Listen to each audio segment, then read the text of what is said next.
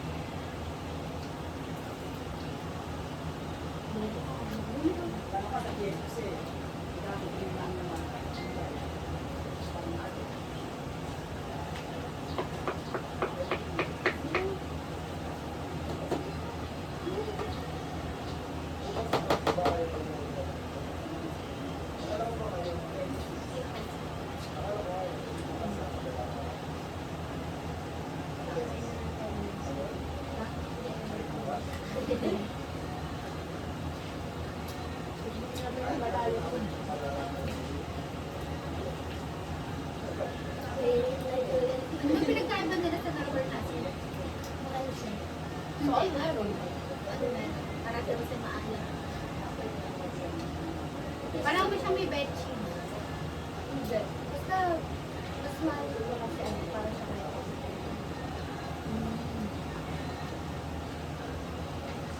Dadala sa may Ano ba ito ginagawa? Ay, kasi sa ano lang yun, dagat. Tapos binibili ko yun. Araw? Ano yung tubig? At yun, literal na dagat yung Yung tubig na dagat?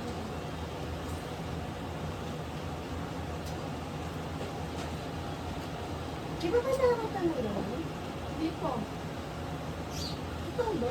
Kita communitary, hindi talaga.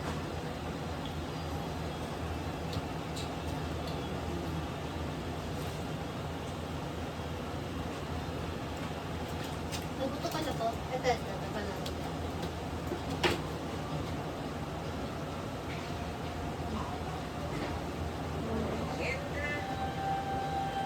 Sausawan. At matinain. Pinapalitan lang kapag pinapasama. Ay, bayabas niyo ah. Guwapo kayo. Kalkilili. Effort pa ang dati 100% self-sufficient ang Pilipinas sa asin. Ngayon, more than 90% na ginagamit natin asin.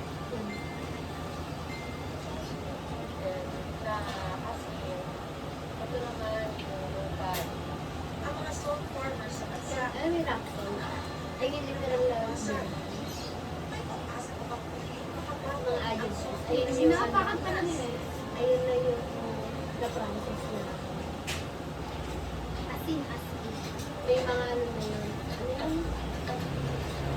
At Mga mga shopping Pasig center. City, patatagpuan ng isang kailan na halos 4 na dekada ng naglalaan ng dalawang klase ng ulam ang niluto nila Anel Cruz araw-araw. Pero yung mga pagkain, parang kasi parang pagkain ng isang ulam,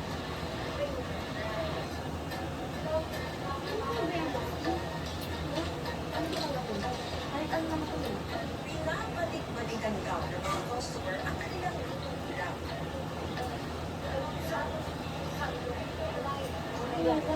Tigas na. Gusto mo ba yung maliit? Tapos may tigas na. Kung sino mo yung ano? Kuha sila kami. Wala raw silang ginagamit na sikretong pampalasa, pero hindi raw pwedeng mawala sa kanilang kusina ang rock salt. Alam mo, sa grade ko na ano, so, sinasama nila Ang kanilang cook na si Lord Elisa Lagrio na 3 dekada na rito, tansyado na raw ang paglalagay ng asin at ng master na pagkulangan sa bawat pagkain.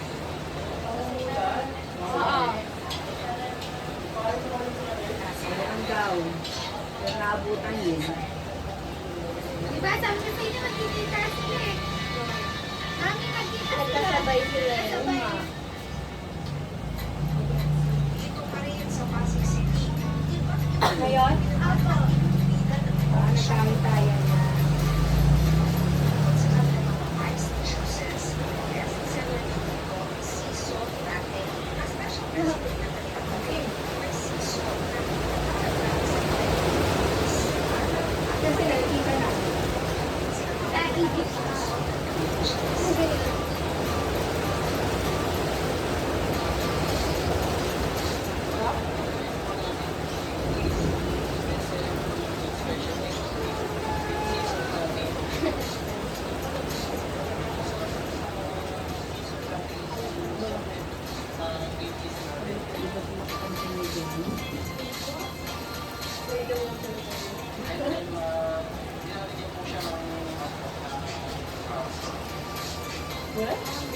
Sino ang maakala na ang Dagdag siya. pagkahalan ng asin, pwede rin palang ihalo sa kape.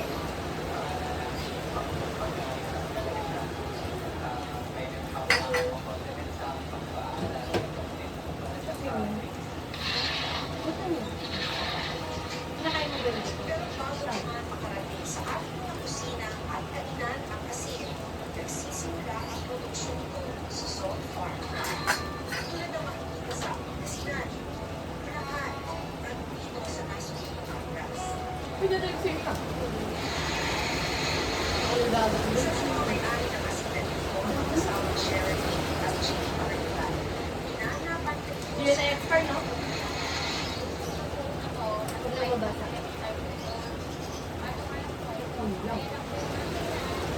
Alam mo yung hindi wala ka.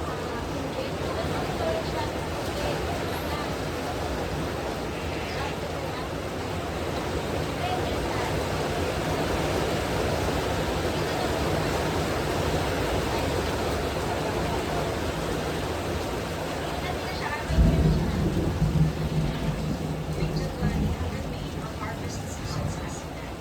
Kaya ngayong June, kinukuha nila sa pag-aislaan. Ay nagsisimula na ang tagunan na hila ang asin. Magkabas tayo ngayon. Dito sa kabilang bodega, mga tao ang nagkakita ng asin.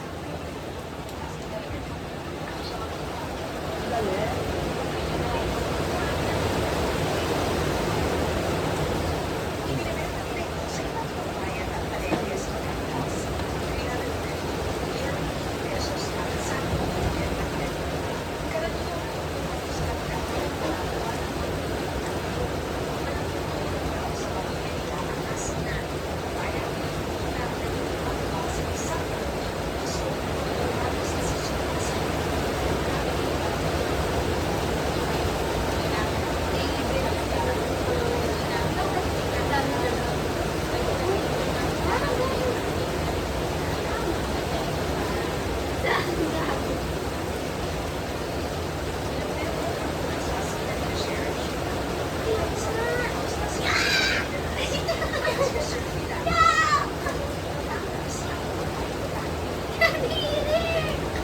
Mami, kinain din namin uot yung ano, mayaman.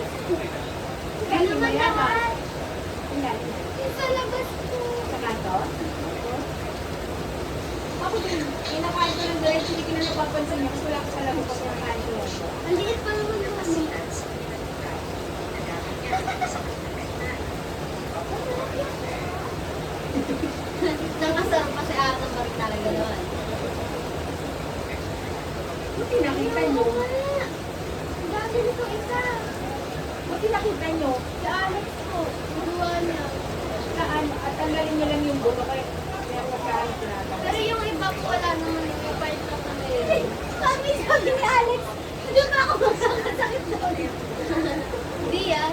Tanggalin niyo lang yung buto. Kung yan sa kanto, kung yan yung kung yan yung bayabas sa kanto, huwag kayo maglalagay pa. Hindi ko rin napapansin kung may ano, puro hinog na hinog pa yun. Okay lang yan. Pwede yan, be. Healthy yan. Ayoko na, be. Ayaw, sa bigla.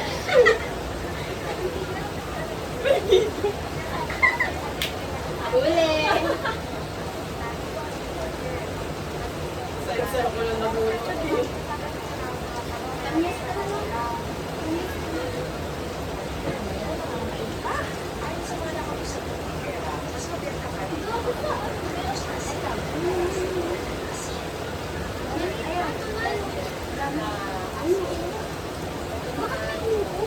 Pero hindi ka wala. May butas ka dito.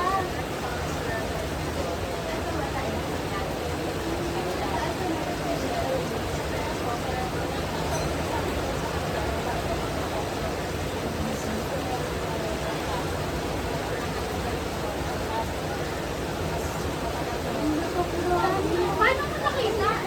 Paano mo nakita? Hindi ko magkano sa video. Nakalabas. Paano mo nakita? Paano mo nakita kung kaya sa ako? Sino may gumagano'n gano'n? Kala ko na ano. Buti nakita mo wala ko sa lumin. Oo, nilaman ko. Wala ko. Sabi niya. Ayoko na doon. Mas madami ko. Ngayon,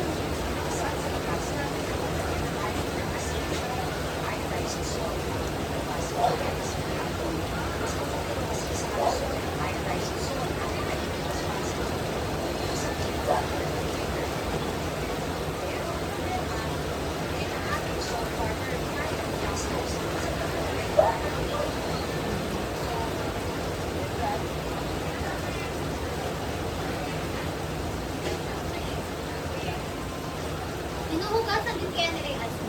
oo, yung kanina. Oo, ayun o. Oo, diba? Ang sarap na yun. Kasi yung pwede rin. Ay, ngayon ayaw din.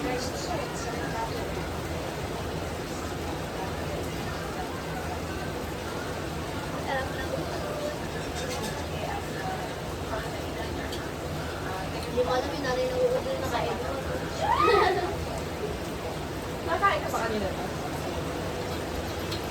Pero nakaano. Ako na?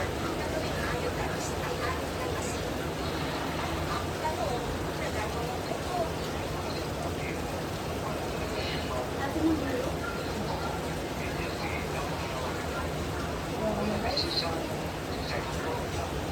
So, bigay ko tayo. Yes, ma'am.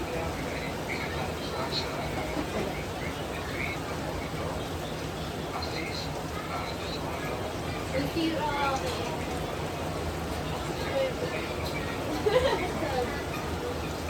sa ngayon na sinusunod din ang paggamit ng tinatawag na artisanal salt mga asin na ginawa sa tradisyonal na paraan ng pinagpilasa. Walang dalang ng asin ng ito. Nagpapagda sa apoy ng sila at ang nagpunan na hinagtaan ng may dagat.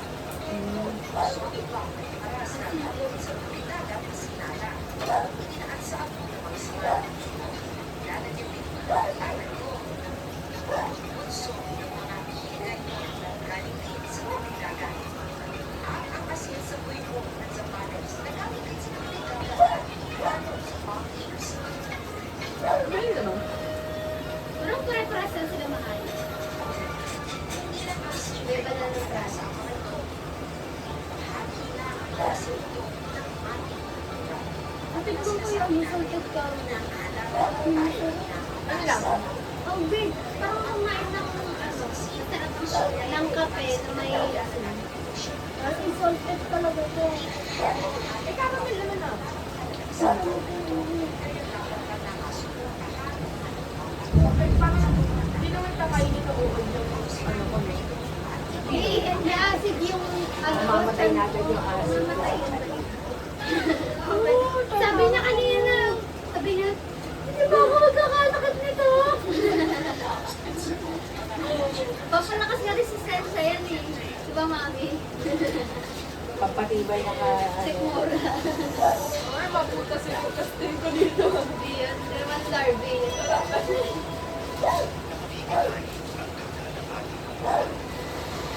Wala kami magawa. Pero dokumentado pinapanood namin sa bahay. May buksan mo yung TV.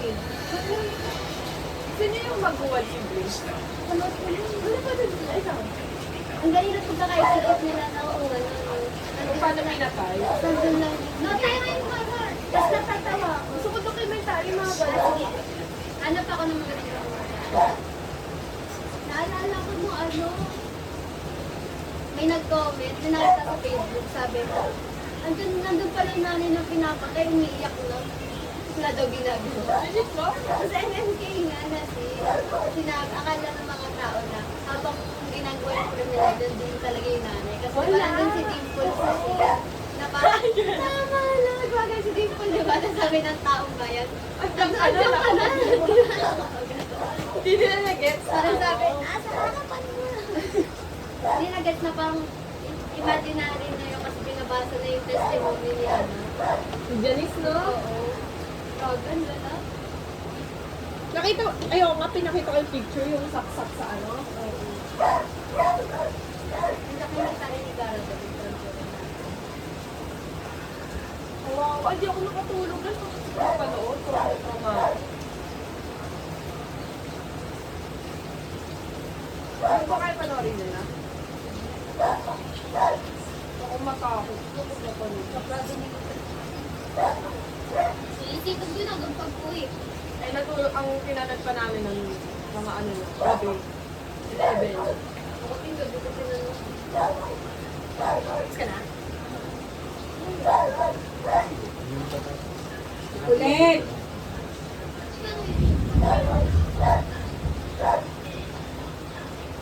Ang kita yung title, sa mata ni Eva. Dokumentaryo. Ayun yung mga pamilya mga ano, di ba? Yung mga medical. Kasi yung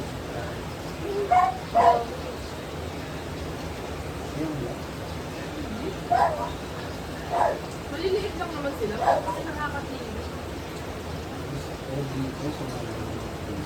Yung ibang may kumakain ng puputi na ano?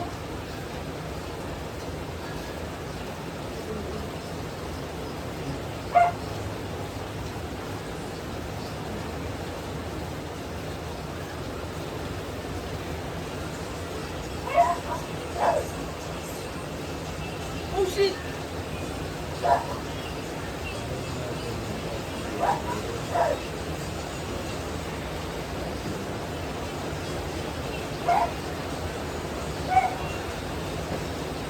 I think that's you.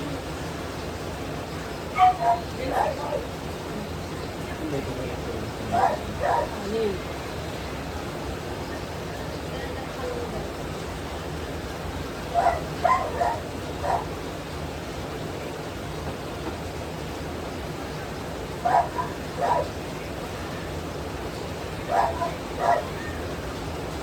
Meron kayang tato?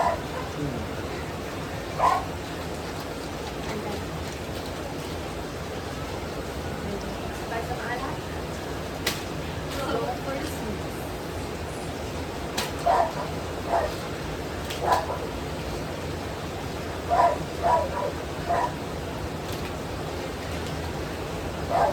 Para maingit ka, nandito pa kami. Nata. Ano mo na kain ni Alex? Kumain si Alex tungkol.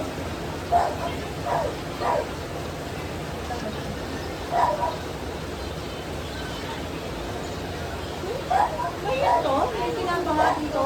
Kaya ano, sa akin to, di ba? Dalawang tao. Kumakain din. Alam mo yun. Ba? Sige, sa dito. See? Ano yung ginagawa? Phase 1. District 1. Ano yung District 1 ba sa atin? Yung sa ulo.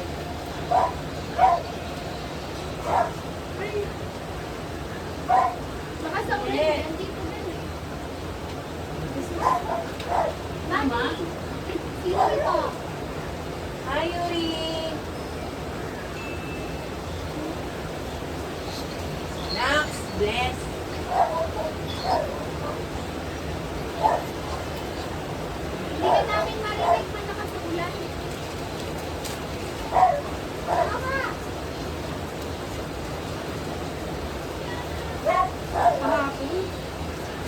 hapon. Ay, ingat ka dyan. Kahapon na. Anak mo yun, nakaulan pala mga kabat. Hindi, grabe naman yun. So, bato dito yan?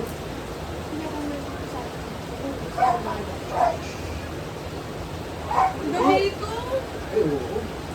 Basta, di ba? Wala ka.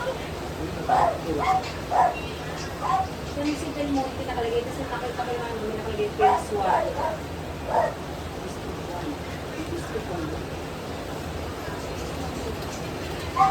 Abang sa District 1. Kailan ba tayo magsasukit, no? Malabo pala, malabo. Okay, yes. Yun ba yung babae lang nito? Ano na, connect mo na yung phone mo dyan. Bakit na ako? Oo na, click with TV code. Ha? Hindi. Message ko na lang, hindi.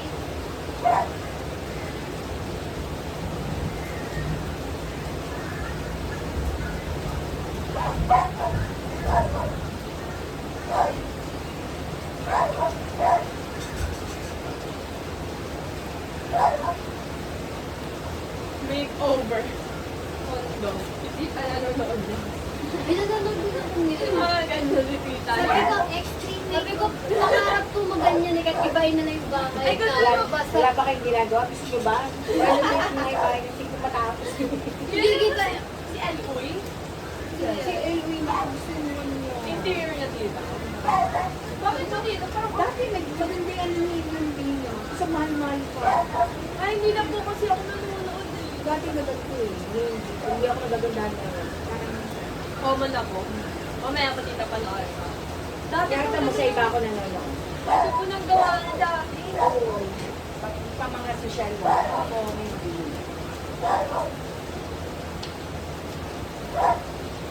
Ay, Hoy, coke na naman ah. ano Yung tita, may ako ka. sabi niya wala pa nga. Baka mamaya minag sa'yo eh. Tikim. Hoy? Sit lang. Mahala ka sa bakit yung Ma-hospital na yan, mami. Ano ka niya? Sambong. Wala pala kayo tita. Tumingi na nga ako sa kakita ko ako. Natutok pa din ako. Gusto ko eh. Safe. Kung yung bawal, di ba na? Masarap po kasi na bawal. Hindi! Ubusan mo na yan.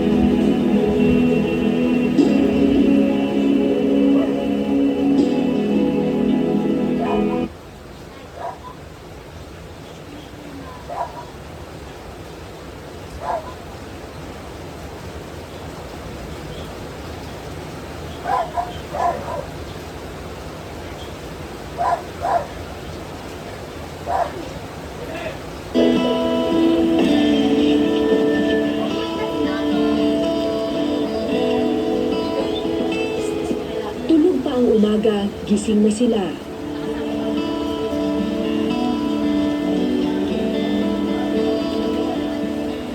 Hindi kriminal, pero nakakulong sa kwadradong bakal.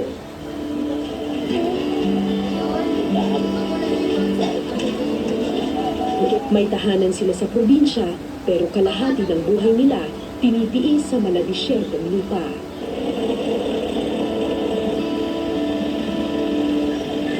Ito ang mundo ng mga sakada mula sa Aklan.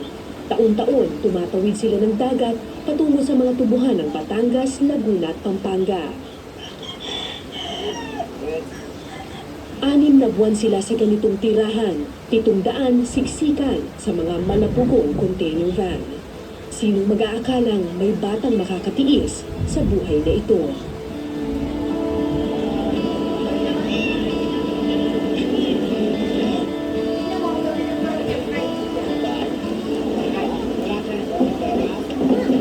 Alas 5 ng umaga, ibinaba ang hagdang magdadala sa mga sakada sa tubuhan. Bago yun ang isa ng bago.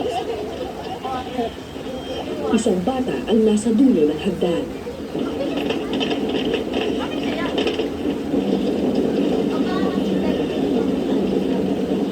Udong, 10 taong gulang at tubong aklan. Manggagapas din ng tubo ang kanyang tatay at 2 kuya.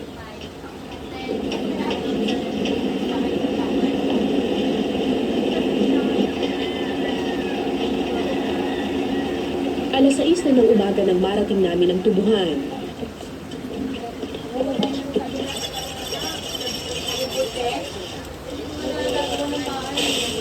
Para mas madaling magapas ang tubo, sinusunod nila ito.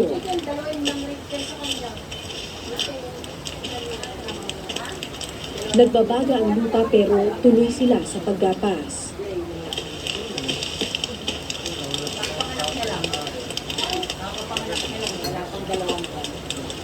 Mataas pa kay Udong ang mga tubo, pero eksperto na siya sa paghawak ng gulo. Si tatay daw ang nagturo sa kanya. Tulad ng kanyang anak, 10 taong gulang lang din si Mang Elyong nang magsimula siyang magtrabaho. Sakada rin daw ang kanyang mga magulang. Sa probinsya raw nila, minamana ang buhay sakada. Pagtungtong mo ng 11, pwede ka nang humawak ng gulo. Ano kung tinapos ninyo? Ay, wala naman. Wala. Wala? Wala. Hindi kayo pinag-aral? Wala. Ba't daw? Iwan ko. Kaya mga tigulang ko. Hindi alam eh. Basta nung ano kayo, nung 10 kayo, nagtrabaho na kayo. Hindi marunong sumulat o bumasa si Mang Inyong at walang pinag-iba ang kanyang mga anak. Ni kinder o grade 1, di nila naranasan. Ayaw mo nila. Mahirap yung wala man yung panggastos man eh. Nagsama lang sa akin ng trabaho. Para may pagkainin naman ang mga kapatid namin. Hindi po talaga sila pwedeng pag-awalit. Ayaw mo nila ako mag-awa. 3,000 kada buwan ang kinikita ni Mang Elyong sa paggagapas. Anumang kayod daw ang gawin ng kanyang katawan, kulang pa rin ito. Paano'y bukod sa pagkain, may utang pa silang pinabayaran. Mahigit 20,000 pesos ang utang ng pamilya ni Mang Elyong sa kanilang amo. Utang na ilang taon na nilang pilit na pinabayaran. Taon-taon na yan. Kahit kung kaya, magpili ka na. Puntaan. Kung ayaw ng kaya ng katawan, ay mapahinga nila. Kung hindi nyo na kaya, sino na palit? Mga bata na, ako man mapahinga. Sa susunod na taon, toka na ni Udong para magbayad ng utang.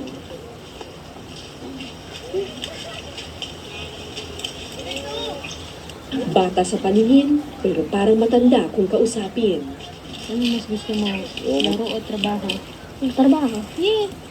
Mas gusto mo magtrabaho kaysa maglaro? Oo. Bakit?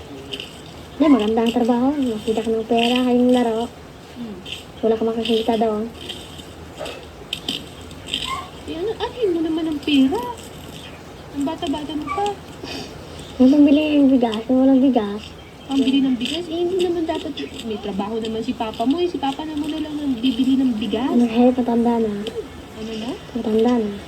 Matanda na si papa. O ikaw naman, bata ka pa. Yun nga, ako naman ang dadasal sa kanya. Ako naman bibili ng bigas. Kasi, Nahawan ako sa kanya. alam mo kay papa mo? Kaya lagi niya